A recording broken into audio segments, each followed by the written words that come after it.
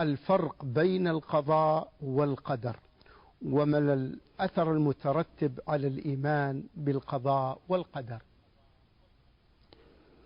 القضاء والقدر الإيمان به من أركان الإيمان الستة: تؤمن بالله وملائكته وكتبه ورسله واليوم الآخر، وتؤمن بالقدر خيره وشره، فهو ركن من أركان الإيمان، ولا فرق بين القضاء والقدر.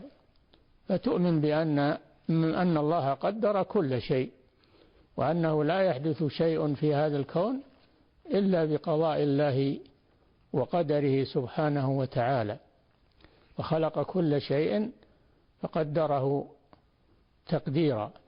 إنا كل شيء خلقناه بقدر.